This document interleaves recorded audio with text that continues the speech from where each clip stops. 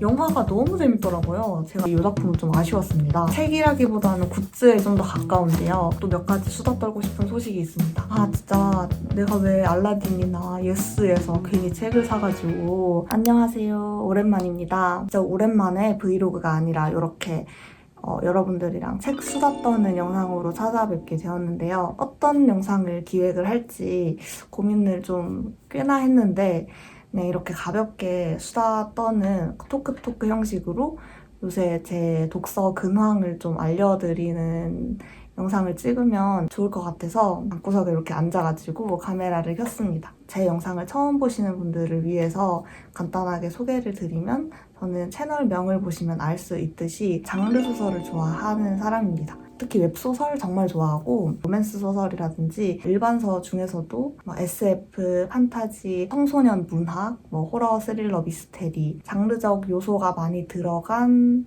소설, 보통 그런 것들만 읽어요. 제가 오랜만에 올리는 영상인 만큼 같이 얘기하고 싶은 작품들이 너무 많습니다. 그래서 본론으로 들어가서 요즘 읽은 소설을 먼저 소개해 보겠습니다. 가장 최근에 읽은 소설은 로맨스는 3피트라는 소설인데요. 리디에서 마크다운 크게 열렸을 때 일단 구매를 해서 적독작으로 묵혀뒀다가 최근에 까서 본 소설이거든요. 제가 이런 스포츠물을 그렇게까지 좋아하는 편은 아닌데 주변에서 재밌다는 이야기도 많고 2권짜리로 분량도 길지 않아가지고 가벼운 마음으로 시작했거든요. 예상보다도 더 재밌게 본 소설입니다. 일단 여자 주인공은 영구 결번 야구선수의 딸내미입니다. 잘 나가다가 은퇴한 야구선수를 아버지로 두고 있는 귀한 딸내미. 또 이 주인공이 아이돌 덕후예요. 이제 카메라 들고 쫓아다니는 그런 아이돌 혼마를 하고 있는데요. 아버지가 건물도 가지고 있고 잘 나가는 야구선수여서 돈도 많이 벌어뒀고, 이 주인공은 편한 마음으로 취업 준비도 하지 않고 아이돌 덕질하면서 혼마 뛰고 하고 싶은 거 다 하고 살고 있습니다. 근데 이제 어느 날 보다 못한 아빠가 야구단 홍보팀으로 보내버리게 돼요. 그래서 이 여자 주인공은 아빠가 다녔던 구단의 유튜브 담당자로 입사를 하게 됩니다. 거기서 중학교 동창을 만나게 되는데요. 거기서부터 시작되는 로맨스 이야기입니다. 두 사람이 막 꽁냥꽁냥 연애를 하게 되는 과정이 자극적이고 도파민이 오고 이러진 않는데 되게 재밌어요. 또 여주가 아이돌 혼마였던 경력을 살려서 이 구단에 망해 있는 유튜브를 살려내는 그런 성장 스토리도 재밌었고, 작가님이 야구를 정말 좋아하시고 많이 아는구나 하는 걸 느낄 수 있는 포인트들이 이곳저곳에 있어서 재밌었던 것 같아요. 두 번째로 요새 읽고 있는 소설은 괴담 출근입니다. 괴담에 떨어져도 출근을 해야 하는구나 라는 백덕수 작가님의 신작이죠. 이 작품도 되게 재밌게 빠르게 읽었습니다. 평범한 직장인인 주인공이 어떤 괴담 장르의 팝업 이벤트에 갔다가 그 세계관 속으로 들어가게 되면서 시작되는 생존 탈출물입니다. 제가 원래 여자가 주인공이어야 몰입이 좀 잘 되는 편이라서 남자가 주인공인 현판이나 무협 이쪽은 잘 안 보거든요. 그래서 여성향 현판, 아이돌물이나 사상기관, 내스급, 전독시 이렇게 여성 독자가 많은 장르도 별로 흥미가 안 생겨서 잘 안 들여다보거든요. 근데 이 괴담 출근은 또 제가 오컬트를 너무 좋아하다 보니까 주변에서 열띠게 영업을 하더라고요. 못 이기는 척 찍먹하다가 150화까지 쭈루룩 읽었습니다. 이게 제가 재밌었던 포인트는 일단 그 괴담 오컬트 에피소드들도 되게 적당히 무서우면서 재밌고, 주인공이 쫄보예요. 겁이 되게 많은 캐릭터로 나오는데 자기가 쫄보인 걸 숨겨야 살아남을 수 있는 세계관이기 때문에 이 숨기기 위해서 여러 행동들을 해요. 근데 그 행동들을 주변에서는 오해를 해서 이 주인공이 쫄보가 아니라 되게 겁이 없고 용감한 사람인 줄 착각을 합니다. 그러니까 착각계인 거죠. 제가 방금 말한 이 포인트가 재밌게 느껴진다 하시면, 또 이런 괴담 소재를 좋아한다 하시면 또 재밌게 보실 수 있을 것 같아요. 그리고 세 번째로는 은소로 작가님의 신작도 봤습니다. 그리고 릴리에타의 귀환이라고 카카오에서 내셨는데요. 제가 최근에 저의 독서 성향에 대해서 깨달았는데, 저는 작가를 보고 소설을 고르지 않더라고요. 이 작가님 소설이니까 무조건 사서 봐야겠다, 그런 게 잘 없는데, 은소로 작가님은 왜인지 모든 작품이 다 제 취향이었던 건 아니지만 신작을 냈다 하면은 한 번씩 그 미리 보기나 1화는 꼭 보게 되더라고요. 아무튼 간에 이 은소로 작가님의 신작인 릴리에타의 귀환, 이 작품의 줄거리를 간단히 소개를 해드리면은, 이 여자 주인공은 괴물이 출몰하고 막 헌터가 필요하고 이런 망한 세상에서 전우들이랑 같이 마술을 사냥하면서 살아왔습니다. 그렇게 마술을 사냥하다가 여주인공이 죽게 되는데 낯선 세계의 공작가 막내딸인 릴리에타의 몸에서 깨어나면서 벌어지는 이야기입니다. 전작인 주구운 때도 그랬는데 김소로 작가님의 특기가 그거 같아요. 되게 클리셰 키워드를 여러 개를 되게 맛있게 섞는 거. 클리셰끼리 엮다 보니까 그게 또 신선하게 느껴지는 게 있잖아요. 그래서 그런 스킬이 잘 드러나는 작품이었던 것 같고, 또 은소로 작가님이 그런 모험이나 액션, 그러니까 전투 요소를 빠뜨리지 않고 넣는 것 같거든요. 그런 점에서 저랑 취향이 너무 잘 맞는 작가님이어서 이번 작품도 꽤 재밌게 봤습니다. 그리고 네 번째로는 제가 그 주아라에서 연차할 때부터 추천드렸던 바다새와 늑대가 웹툰을 런칭을 했다고 합니다. 제가 회차가 쌓이고 봐야겠다 하고 잠깐 멈춰 있다가 어느새 보니까 카카오에서 완결이 나 있고 단행본도 출간하셨고 또 웹툰 런칭까지 하셨답니다. 이 주인공이 해적에게 납치된 동생을 구하기 위해서 또 다른 해적선에 합류를 해서 모험을 떠나면서 시작되는 이야기입니다. 여기가 판타지 세계관이다 보니까 바다에 관한 신화라든지 바다 괴물이라든지 그런 설정이 너무 흥미로웠어요.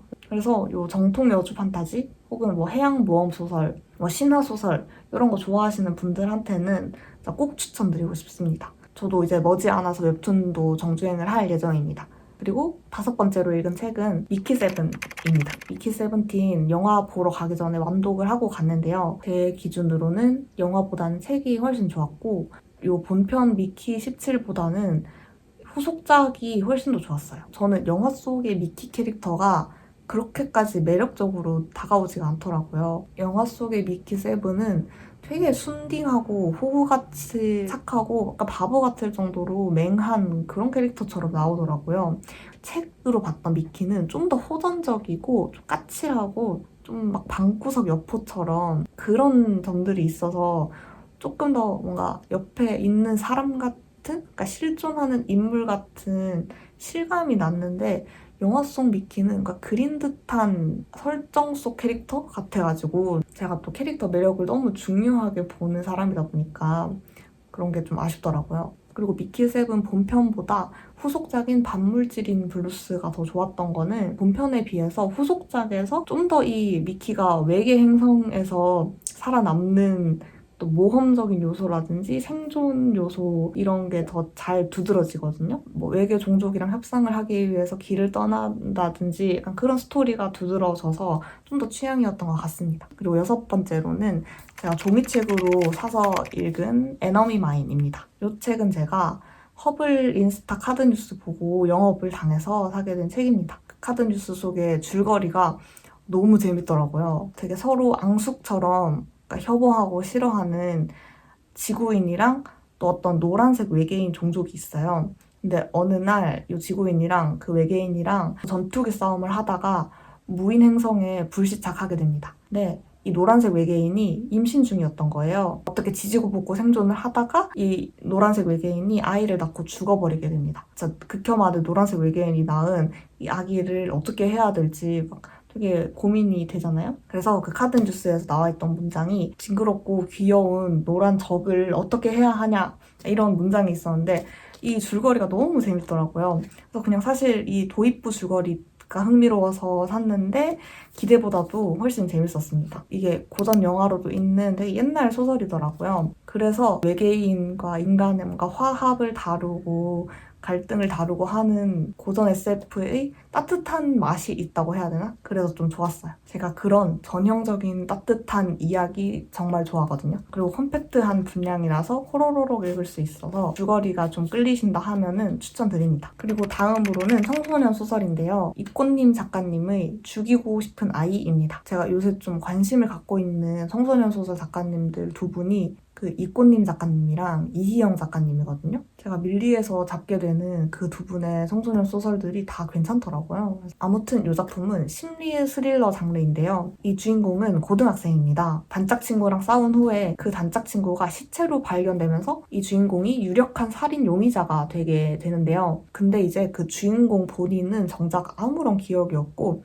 그래서 이 소설은 그 주변 인물들의 인터뷰를 따라가는 형식으로 진행이 돼요. 이 주인공과 그 주인공의 친구의 진실된 이야기는 사실상 별로 나오지 않고 그 주변에서 하게 되는 증언에 따라서 저희가 이제 읽으면서 이 증언들을, 그 진실들을 좀 파헤쳐야 되거든요. 근데 이 주변인들의 증언이 되게 계속 다른 양상을 띠면서 바뀌어요. 되게 구성이 잘 짜여 있는 소설이었습니다. 이 작품이 원래 1권으로 완결될 예정이었다가 최근에 2권이 나오면서 총 2권으로 완결이 된 책이거든요. 근데 이 작가님이 2권을 출간하게 된 이유가 책을 읽은 독자가 1권 이렇게 끝내는 거 아닌 것 같다. 이 인물들에 대한 책임을 지신 거 맞느냐라고 뭐라고 하셨나 봐요. 그래서 작가님이 정말 책 속 인물을 책임 있게 다루는 것은 무엇인가 하는 고민을 거친 끝에 이 2권이 나오게 되었다고 하는데 진짜 개인적으로는 그 독자분한테 너무너무 감사하는 마음이에요. 이 2권이 나옴으로써 저는 더욱더 완성도가 있는, 완성도 높은 청소년 소설이 되었다고 생각하고 1, 2권 연달아 읽기를 추천드립니다. 그리고 다음으로는 스토너입니다. 요새 거의 모든 서점들의 베스트셀러에 오른 책이죠. 대체 왜 이렇게 갑자기 역주행을 하는가 싶어서 밀리에서 읽게 되었는데요. 간단히 말하면 스토너라는 남자의 생애를 따라가는 이야기입니다. 스토너는 가난한 농부 집안에서 태어나서 대학에 가고 결혼하고 교수가 되고 아이를 가지게 되고 그런 이제 평범한 삶의 루트를 따라온 인물이에요. 그래서 사실 회고해보면 별 볼 일 없었다라고 평가할 수 있는 남자의 일대기인데요. 근데 이거를 또 자세히 들여다보면은 이 스토너가 한 이 모든 어떻게 보면 하찮을 수 있는 여러 가지 선택들이 있는데 늘 자기 자신을 속이지 않는 충실한 선택을 했고 그 선택이 자신의 행복을 위해서였기 때문에 있는 힘껏 행복하고 또 성실하게 살아온 그런 인물이라는 걸 알 수 있거든요. 읽다 보면 알 수 있어요. 이게 이제 또 바쁘게 살아가는 현대인들한테 또 주는 울림이 분명히 있었던 것 같긴 합니다만 저는 사실 끝까지 읽지는 못하겠더라고요. 제가 그냥 도파민에 절여져서 그런 걸지도 모르는데 뭔가 여기서 어떠한 갈등 구조가 좀 나와줘야 되는데 그러지 않는 것 같았어요. 그래서 중도 하차를 했지만 좋은 책이었다는 것에는 이견이 없습니다. 그리고 다음은 재미신의 유산 시리즈 중에 1권 10만 왕국을 읽었습니다. 재미신의 데뷔작이라고 하는 유산 시리즈가 황금가지에서 번역 출간된 건데요. 줄거리나 소재가 되게 재밌더라고요. 그래서 헐레벌떡 1권을 사서 봤는데 제가 부서진 돼지 시리즈를 너무 충격적으로 재밌게 읽어서 그런지 이 작품은 좀 아쉬웠습니다.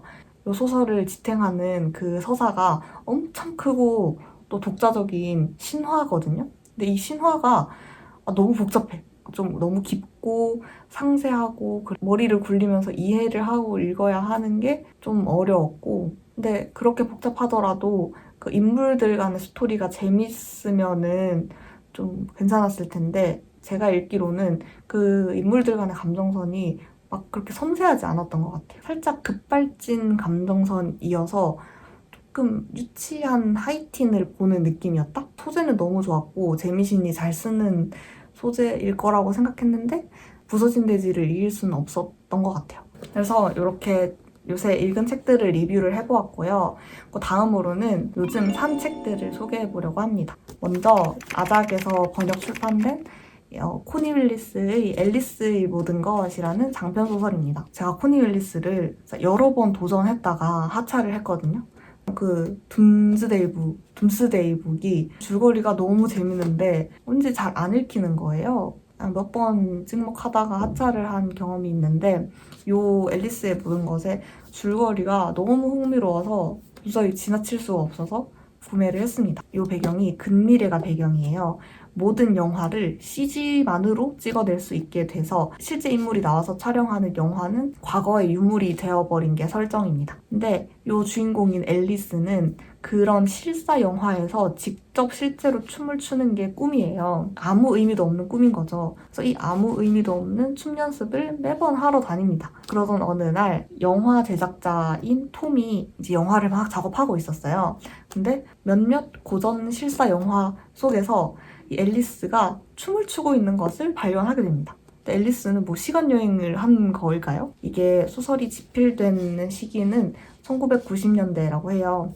근데 그때는 컴퓨터 그래픽만으로 영화를 만드는 시대가 올 수도 있겠다라고 생각해서 쓴 거겠지만 사실 이제 AI로 영화를 찍어낸다 이 자체는 크게 별로 신기할 것도 없는 이야기가 됐잖아요. 그것도 되게 재밌는 포인트인 것 같고 앨리스 대체 어떻게 옛날 영화 속에서 춤추게 된 건지 너무 궁금해서 구매를 했습니다. 그리고 다음으로는 이번에 알라딘 북펀드로 소장하게 된 샬롯 브론테의 셜리입니다. 요게 샬롯 브론테의 4작품 중에 국내에 유일하게 출간되지 않았던 소설이라고 하는데요. 그래서 이번에 은행나무에서 초역해서 출간되었다고 합니다. 이 배경이 러다이트 운동이 벌어지는 1800년대 초 영국이에요. 근데 이 혼란한 시대를 살아가고 있는 두 여성의 우정 이야기라고 합니다. 우리가 샬롯 브론테라고 들었을 때 예상되는 그런 로맨스 소설은 아니고 이 시대상이 중요한 소재가 되는 소설이라고 하더라고요. 나 이거 펀딩할 당시에 난 현실이 나에게 주지 않는 것은 상상의 힘으로 빌려올 거예요 라고 하는 문장이 소개 페이지에 있었는데 이 문장을 보고 결제를 할 수밖에 없었습니다. 또 이거는 여담이지만 저는 제가 행복하게 덕질하고 너무 재밌게 읽고 있는 제 취향의 모든 소설들의 계보를 타고 올라가다 보면은 진짜 빠질 수 없는 중요한 작가가 샬롯 브론테랑 메리 셸리인 것 같아요. 그래서 그 두 작가님들의 책이 계속 막 리커버로 나오고 계속 팔리고 다시 막 베스트셀러 올라오고 이런 게 즐겁단 말이죠. 그래서 이번에 이렇게 셜리가 초역된 것도 되게 반가운 소식이었습니다. 또 읽어보고 재밌으면은 소개하러 오겠습니다. 그리고 또 이 책은 뭔가 책이라기보다는 굿즈에 좀 더 가까운데요. 제가 너무 좋아하는 인터뷰 팟캐스트 채널인 요즘 것들의 사생활이라고 하는 브랜드에서 이 한정판 책을 출시를 해서 구매를 했습니다. 세상이 말하는 정답 말고 나다운 삶의 레퍼런스라고 하는 슬로건을 가지고 운영이 되는 채널인데 제가 커리어적으로 고민할 때 되게 많이 봤던 채널이에요. 직업 선택이나 뭐 이런저런 고민이 많고 방황하고 있는 모든 분들한테 꼭 추천해주고 싶은 채널이라서 이건 또 소설이 아니지만 한번 언급을 해봤습니다. 이렇게 요즘 산책을 소개를 해봤고 다음으로는 요새 좀 관심이 가는 소설에 대해서도 짧게 이야기를 해보면 재밌을 것 같아요. 먼저 첫 번째로 최근에 단행본으로 리지 출간한 프리드리 작가님의 몰락세가의 시한부 영약 카카오에서 리디로 온 걸로 알고 있는데 추이가 심상치 않더라고요. 계속 랭킹에 떠있고 이것도 아마 사서 읽어볼 것 같습니다. 그리고 두 번째로 테마로옥이 영화가 너무 재밌더라고요. 제가 캐릭터들도 너무 매력적이고 스토리도 너무 재밌어서 이게 책을 읽고는 싶었거든요, 원작을. 근데 이게 전권이 17권이야. 그래서 덥석 소장하기에 좀 부담이 되는 볼륨이어서 좀 고민을 하고 있습니다. 테마로 소설 원작 보신 분이 있으면은 좀 살말 추천해줬으면 좋겠어요. 그리고 또 세 번째로는 스캠퍼 작가님의 리다모 신작 마돈나의 경성괴사건 일지 이것도 요새 흥미를 가지고 있는 소설이에요. 이 작가님 전작만 봐도 사건물 너무 잘 쓰시고 그 탐정, 추리 이런 거 잘 하시는 분이잖아요. 그래서 아마 초반 회차는 좀 찍어 먹어보지 않을까 싶습니다. 그리고 또 몇 가지 수다 떨고 싶은 소식이 있습니다.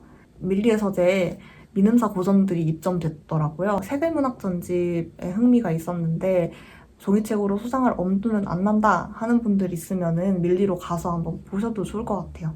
그리고 또 이슈가 있습니다. 제가 이 동네로 이사 오고 나서 정말 자주 갔던 지역 서점인 연신내 문고가 문을 닫았어요. 되게 오래 굳건히 자리를 지키던 서점이라고 했는데 너무 아쉬워요. 동네 서점이 문을 닫을 때마다 진짜 내가 왜 알라딘이나 예스에서 괜히 책을 사가지고 저 지역 서점을 이용했어야 되는데 하고 후회 남주처럼 울게 되거든요. 지역 서점을 귀하게 여기고 자주 이용을 해야겠다는 생각을 또다시 하게 됩니다. 그래서 이렇게 근황책 수다를 좀 떨어봤는데요. 여러분들도 혹시 요즘에 재밌게 읽은 소설이라든지 흥미가 가는 장르라든지 이런 거 있으면은 댓글로 소개를 해주시면 좋을 것 같습니다. 저도 여러분들이랑 같이 잼예 사냥을 좀 해보면 너무 좋을 것 같아요. 또 너무 늦지 않게 다시 인사드리겠습니다. 안녕.